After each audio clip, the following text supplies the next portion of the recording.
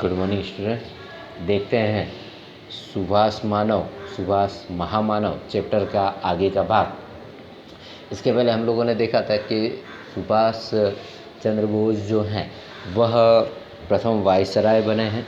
उसके अलावा वह जाना चाहते थे देश का भला करने, पर उन्हें मौत अपनी तरफ खींच के ले गई। इसीलिए कहा गया कि यात्रा के पथ में मन चित्ते से बड़ा प्रभु चिता होता है। कि मन चित्ता यानी मन की इच्छा से ज़्यादा क्या होता है, प्रभु की इच्छा जो होती है वही हमारे साथ होता है। जीवन पथ भी तुम्हारा संघर्षमय रहा, यानी जीवन का जो मार्ग है वो भी तुम्हारा संघर्षमय रहा। देश बंधु देवलोकवासी हुए तब बंगाल का नेतृत्व तुम्हें प्राप्त न था। देश प्रिय सेन गुप्ता से संघर्ष हुआ, ऐसा संघर्ष जिसमें तुम्हें पछाड़ मिली। सेन गुप्ता से तुम्हारे क्या हुआ, संघर्ष हुआ, जिसके कारण तुम्हें क्या हुए, पछाड़ मिली, यानी तुम हार गए।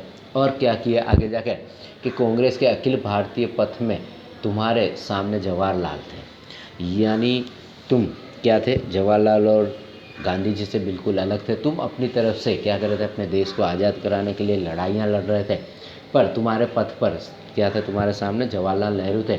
क्रांतिवादियों का दल, बंगाल का टल और भारी हलचल के बाद भी गांधी जी और मोतीलाल जी के सम्मिलित बल के सामने तुम छोटे पड़ गए। क्योंकि गांधी जी और जवाहरलाल नेहरू के पास मनुष्यों की यानी अपने देशवासियों की ताकत बहुत ज़्यादा लगी हुई थी, जिसके कारण उनके सामने तुम क्या हो गए, छोटे पड़ गए। उनके सामने तुम टिक नहीं पाए। तुम्हें पुनः कलकत्ता कांग्रेस में 1928 ठोकर मिली। कोलकाता कांग्रेस के अंदर तुम्हें वापस से ठोकर मिली। तुम यानी एक देश को बचाने के लिए एक अच्छे इंसान बनना चाहते थे, परंतु गांधी जी और नेहरू जी के कारण तुम्हें वो स्थान प्राप्त नहीं हो सका।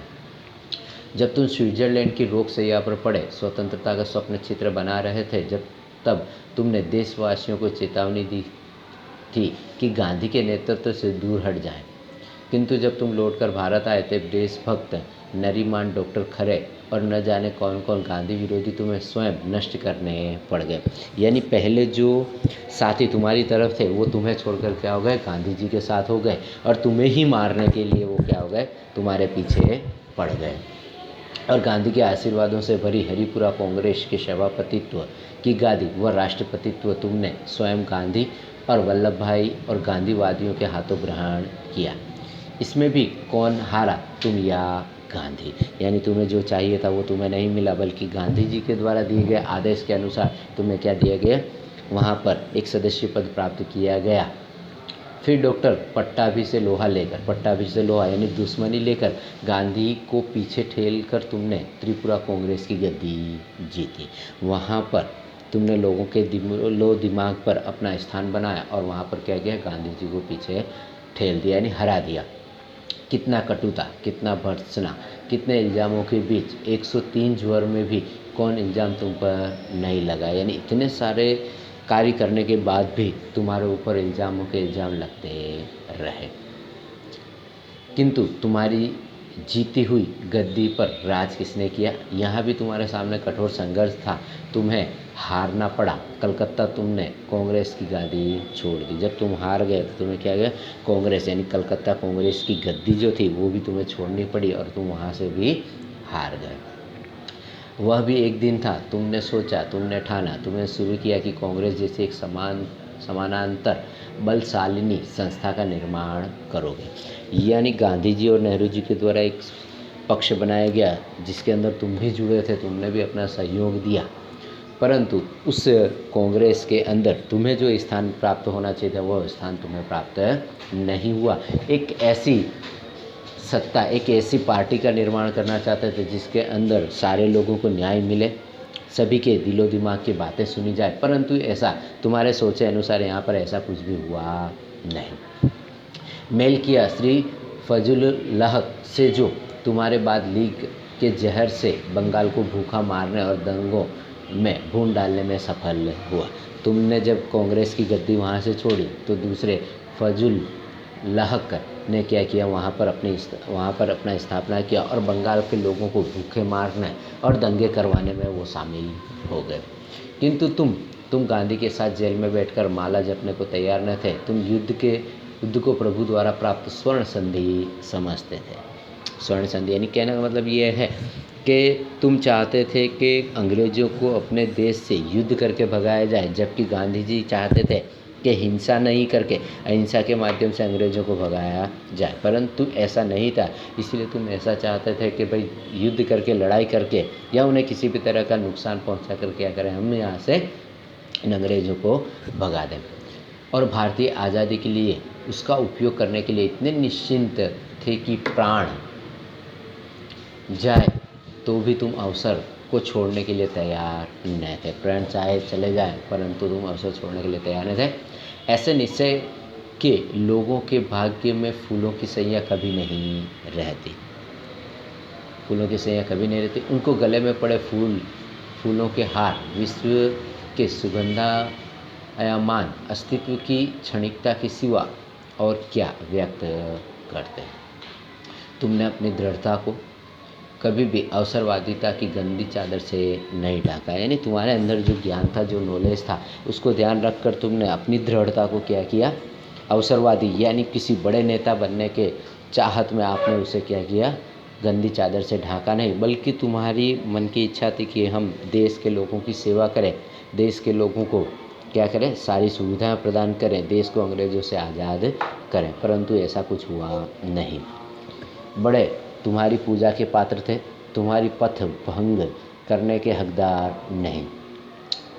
तरुण तुम्हारी सेना के सिपाही थे, माता पर कुर्बान करने की हवन सामग्री तुम्हारे प्यार, दुलार, रोमांस और चुंबन में से कुर्बानी के यज्ञ धूप की सुगंध आती थी और सिर उतारने के रक्त बिंदु उनमें से जोड़ते थे। यानी तुम जिस तरह से देश को आज़ादी दिलाना चाहते थे उस अनुसार आपको कुछ भी यहाँ पर प्राप्त नहीं हुआ, बल्कि गांधी जी और नेहरू के कारण आपकी और भी जो मान सम्मान था वो क्या कर दिया गया, घटा दिया गया। पुलिस का कितना पहरा था। कलकत्ते में उस समय स्कॉटलैंड यार्ड के शिक्षा प्राप्त कितने पुलिस खिलाड़ी तुम्हारे दाएं बाएं और तुम पर निगरानी करते हुए, फिर तुम बीमार हुए, दाढ़ी उगाई, एकाएक तुम गायब हो गए। बरोबर, गांधी जी के कारण तुम्हें अपना देश भी छोड़ना पड़ा और तुम्हारे आगे पीछे, जब कलकत्ते के अंदर शिक्षा अभियान था, तब तुम्हारे आगे पीछे कई पुलिस वालों को लगा दिया गया जो हर समय आप पर क्या करते थे, निगाहें रखते थे। परंतु एक दिन ऐसा आया कि तुमने धीरे धीरे दाढ़ी बढ़ा ली और क्या हो गए, वहाँ से गायब हो गए। हिटलर का तुम्हें भारत का प्रथम वायसराय बनाना, महीनों कोई खबर न पाकर भारतीयों को तुम्हारी मृत्यु की दुःशंका और एक दिन तुम्हारे सेगांव रेडियो पर भारतीयों से बोलना और वह आज़ाद हिंद सेना, वह युद्ध, वह तैयारी, मानो युग के महान और मरण मांगते तूफान के हाथों तुमने अपने आप को हंसते हंसते सौंप दिया। यानी तुम्हें क्या किया गया, इस देश से निकाल दिया गया, देश से अब तुम्हें दूसरी जगह भेजा गया और वहाँ पर जिस प्लेन में आप पर बैठ कर गए वो प्लेन क्या गया, क्रैश हो गया, जिसके कारण तुम्हारी मृत्यु के समाचार पूरे देश के अंदर फैला दिए गए और रेडियो पर इसके विषय में जानकारी दी गई कि आज़ाद सेना, आज़ाद हिंद फौज जो है वो क्या हो गई है, नष्ट हो चुकी है, उसके जो मुखिया हैं वो क्या हो गए, मारे गए हैं। तो इस तरह से तुमने अपने आप को हंसते हंसते क्या किया, देश के लिए बलिदान कर दिया। और एक ब्रिटिश युद्ध को जन युद्ध कहने वाली देशघातकता देश में कहने लगी, वह जापान का एजेंट था हो गया। यानी कहने का मतलब है कि अब जिस तरह तुमने अपने देश को आज़ाद कराने के लिए जो बलिदान दिए, उन बलिदानों को भूल कर यहाँ पर क्या गया, तुम्हारे पर इल्ज़ाम लगा दिए गए कि तुम क्या थे, दूसरे देश के एजेंट थे, जिसके कारण हमारे देश को क्या कर रहे थे, नुकसान कर रहे थे। जापान के एजेंट हो गया, वह देशघातकता, यानी तुम्हें गद्दार घोषित यहाँ पर किया गया, गद्दार बताया गया। सुभाष चंद्र बोस को क्या किया, गद्दार बताया गया।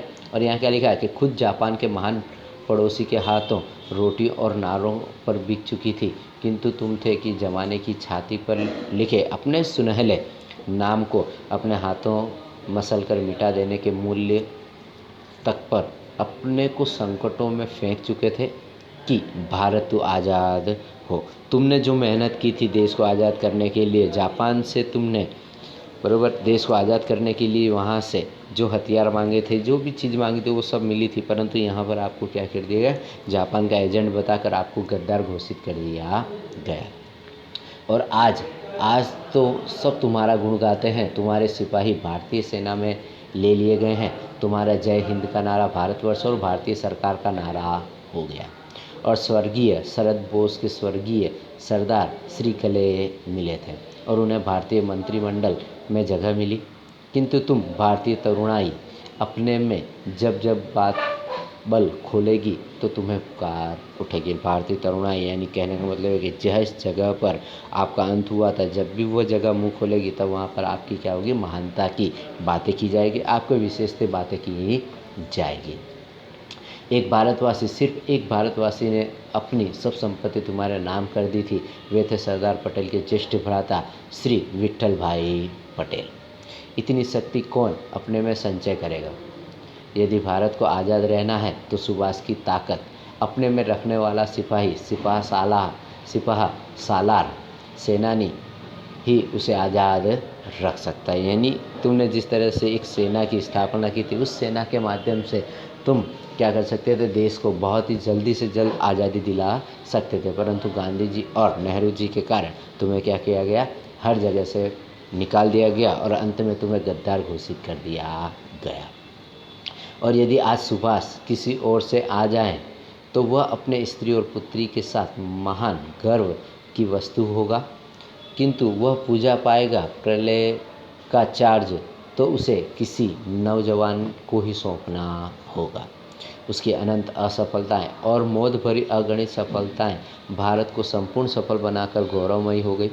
क्रियाशील, स्वप्नदर्शी भक्त और साधक जब अपने संकल्पों पर समर्पित हो संघर्षों पर उतरता है, तब उस व्यक्ति की असफलताएं समाज और समूह की सफलताएं बनकर देश के रक्त में लौटती है। यानी ऐसा कहा जाता है कि सुभाष चंद्र बोस तो चले गए, पर उनकी अगणित सफलताएं भारत को क्या करती है, संपूर्ण गौरवमय बनाती हैं, सफलता बनाती है और विश्व के फलक पर एक भारत का एक महान देश बनाने की घोषणा करती है। यहाँ पर सुभाष चंद्र बोस के विषय में ऐसा कहा जाता है कि सुभाष चंद्र बोस का जब प्लेन क्रैश हुआ तब वो मरे नहीं बल्कि बच गए थे। जो कुछ समय के बाद वहाँ पर क्या हुआ, बंगाल के अंदर वह आए भी थे। उन्होंने अपना रूप बदल लिया था, क्योंकि उन्हें ऐसा डर था कि अगर मैं सामने जाऊंगा तो वहाँ के लोग मुझे क्या करेंगे, मार देंगे। जिसके कारण वह रूप बदल कर यानी अपने दाढ़ी और बालों को क्या किया, बढ़ाकर पहचान बनाया। इस तरह का अपनी शक्ल बनाकर वह आए, परंतु उसके बाद उनका कोई भी नाम यहाँ पर हुआ नहीं है। ऐसा उन्हें यहाँ पर क्या किया, गांधी जी और नेहरू जी के द्वारा बदनाम कर गद्दार घोषित कर दिया गया, जिसके कारण आज इतिहास के अंदर सुभाष चंद्र बोस का नाम लिया तो जाता है, परंतु अंत में उन्हें गद्दार घोषित करने के कारण क्या होता है, लोग उन्हें याद करते नहीं हैं। यहाँ पर आपका ये चैप्टर पूरा होता है।